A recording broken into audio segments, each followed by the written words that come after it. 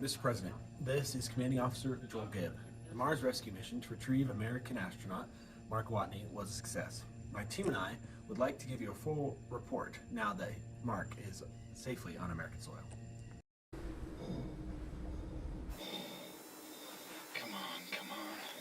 Hello, and welcome fellow attendees. In this report, we will be diving into the specifications of this machinery.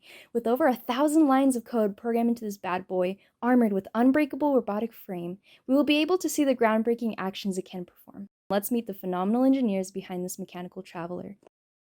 Jepson, Ground Control Officer. Tommy Grover, Chief Rover Operator. Michelle Arias, Public Affairs and Mechanical Officer. For the electronic components, a PIC-24 microcontroller was used to program the rover. This 16-bit microcontroller used in real-world professional products here on Earth is to get the most optimized programming implemented. It includes control peripherals including USB, as well as pulse modulators and timers to control motors and servos. 5 infrared sensors have been used to detect the black lines in this mission. These sensors were used for the line following action or the test detection action.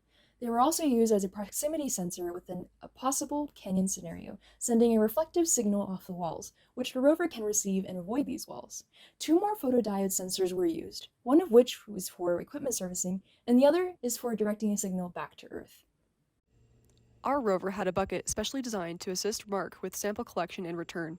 To increase efficiency and save space on our rover, this arm also doubles as a satellite communication device. This ensured that we only had to use one servo, so we didn't have to worry about exceeding our microcontroller's PWM capacity. We had issues with the rover being lined up with the sample collection location. To allow for this variability, we added a larger rim to our bucket so that we had a greater area with which to catch the sample. If we could change anything about our design for this arm, we would add supports on both sides of the bucket to make it more stable. We would also add a tongue or track to increase the accuracy of our sample return. Because our plan for sample return was to empty the bucket into the sample retrieval location, the small size of our bucket and the long body of our rover became a challenge in that tight space. To overcome this, we had to have the rover move forward and turn back around, which cost us the valuable time we needed to get Mark home.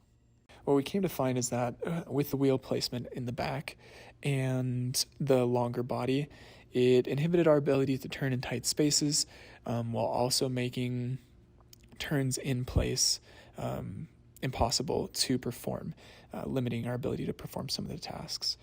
The longer than average length of the robot body also led to the moment of inertia. The front end would end up swinging further than anticipated.